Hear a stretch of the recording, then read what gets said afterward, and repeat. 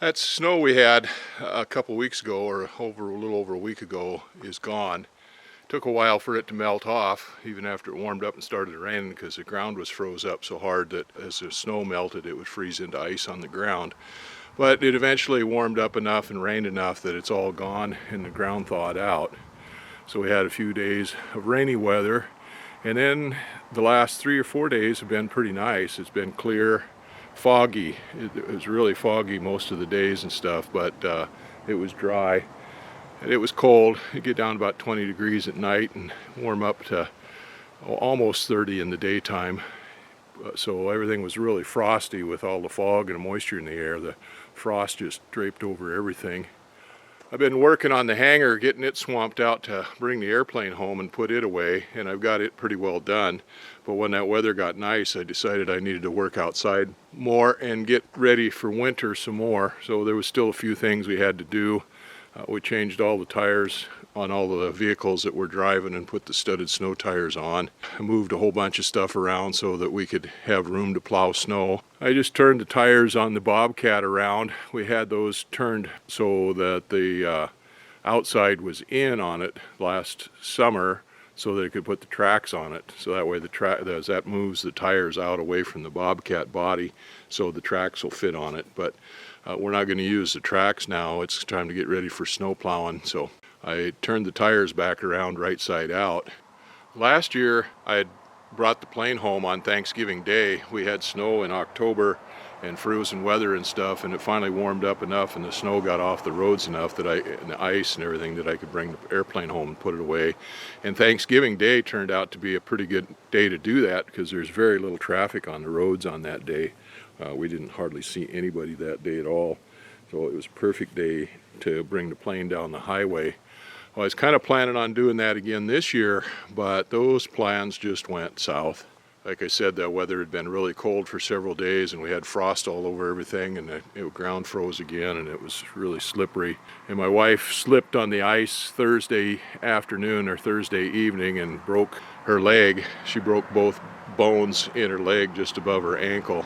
We spent yesterday, Friday, on the phone trying to make arrangements to go someplace to an orthopedic surgeon. She's going to have surgery and have it all pinned and bolted back together and stuff. And we spent all day yesterday trying to find an orthopedic surgeon that could do it, and we finally got a guy in Ketchikan. So we're going to leave Monday, on the jet Monday, go to Ketchikan, and she'll have surgery down there.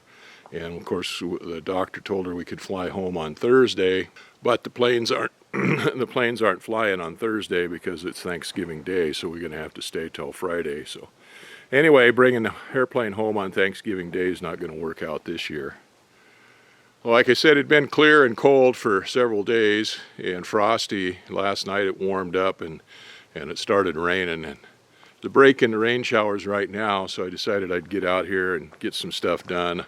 I've got my wife all settled down in the easy chair in the house with her leg up. She's got a walking cast on it right now. And I've got her fed and everything and got the TV set so she can watch old TV shows and stuff. And so she's in there settled down, and I figured I'd come out here and get something done. I only got another hour or two of daylight here, but I can get something done. One of the things I wanted to do is get this fuel tank stand closed in. I've got a shelf underneath it there that I'm going to put all my cans, diesel, gas. I've got used crankcase oil in there now, and I want to put that stuff in there and keep it out of the weather. So I've set up to put some metal siding on there, just old roofing that we've collected over the years, old metal roofing, and I'm going to use that for siding on that. So I've boxed that all in, framed it all up and everything around there to put the roofing on there. The way it was set, that tank stuck out the back too far, and so I had to shim that out, top and bottom on there, for the roofing to fit up on there to close that in. And on the other side I had to put a nailer up on there, a couple of them to nail it to so it didn't get too oil canny. On this side I put a 2x4 up on my brace that I've got on there anyway to stick it out 1.5 inches, so I can put the sheet metal from the top down onto that 2x4 right there so that it overhangs out, and then I'll make a door that goes in to close that in, that opening in. Well, anyway, I've been working on that, and one of the things I did, that fuel tank gets condensation on it. Even though it's not getting rain and stuff on it, it gets, from the dampness in the air, it gets condensation on it. And the condensation runs around the fuel tank down to the bottom and then drips off the bottom down on inside of that base there where I want to put stuff. So I've got a piece of metal flashing. That's a piece of drip edge that goes on the roof, on a metal roof that hangs over the gable end. And I just took that, turned it, put it in upside down, so it makes a channel there like a gutter, and that is underneath where the tank drips. I've got it nailed on underneath the tank and running out to where it'll spill it out past the wood there. And hopefully that'll keep the condensation from dripping down and filling up my gas cans and stuff with water. So anyway, everything's all set up to put the siding on there now, and I just drug out a few pieces of tin. I've got my sawhorses down there. I'll go get my saw out and start taking some measurements and cutting some tin up to fit on there and get it put up. Probably won't get finished today, but I'll get a start at it anyway. It started sprinkling a little bit, so I put the camera away, but then the rain kind of held off. Well, I got that stand pretty much closed in on 3 sides. The 2 sides that go all the way from the top to the bottom side over there, and then the back side, I got tin going all the way from the top to the bottom. And then this side over here, where the ladder's at, it just comes down 4 feet, and I've got it kicked out a little bit so that any rain or anything that hits on that side will drop down past the door that I make on it. So I got to figure out some way to close in the front of it a little bit so snow and stuff doesn't blow in that way around that tank on the end here, and then make a door for it. But otherwise, I've got it pretty well done, and it's starting to rain now, and it's too dark to do anything more. You can't tell that with the camera. That looks like it's pretty light out here, but the sun's down below the horizon, and it's an overcast day today, so it's going to be black out here. It's getting too dark to hit any nails except my fingernails. That looks a lot better than it did. Anyway, I better go put the camera away and put the rest of my stuff away here before everything gets drenched. Like I said, it's starting to rain. Looks like it's going to rain pretty good.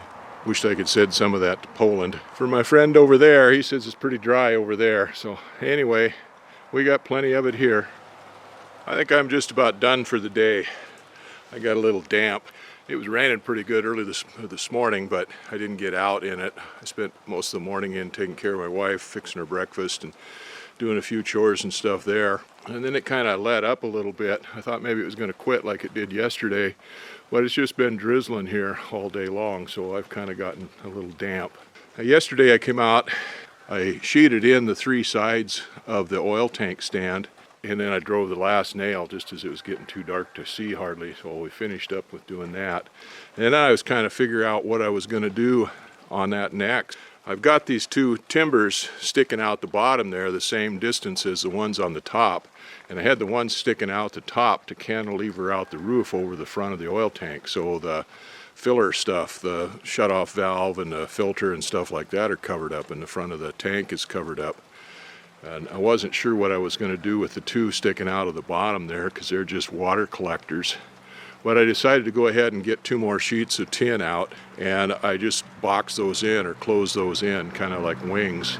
And I can put some planks across there now and use those for a stand when I'm filling up fuel jugs and stuff like that if I need to. And they're still going to get a little bit wet, but not like they were before. And then I got 3 more sheets. One of them I had to cut down and closed in the bottom half of that fuel tank there to close in that space for the storage there.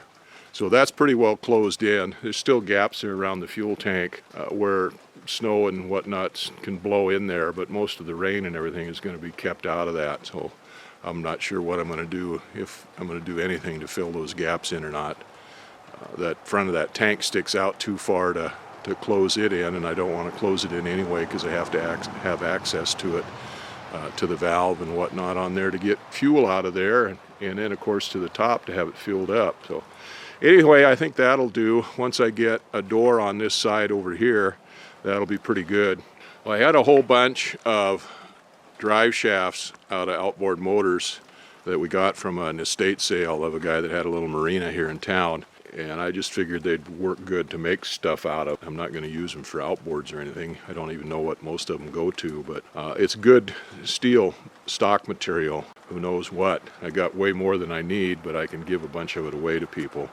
Anyway, I had those underneath that fuel tank on a sheet of plywood, and they were getting pretty rusty underneath there, but I drug those out, and then I stuck a pallet underneath there. So right now what I've got under there is my waste oil containers. Well, I was originally planning on putting all my fuel cans up there underneath the fuel tank on that shelf that I built up there, but I'm debating now maybe sticking them all underneath, all the way underneath, or most of them, the ones that I don't use regularly anyway, sticking them all the way underneath there. I might have enough room, I haven't measured it yet, but I might have enough room underneath that oil tank on that platform there to stick my fuel tank that I have in the back of the pickup that I use for hauling fuel for the airplane. Anyway, I just went down to the hangar and gathered up a bunch of the fuel jugs and stuff to stick up here.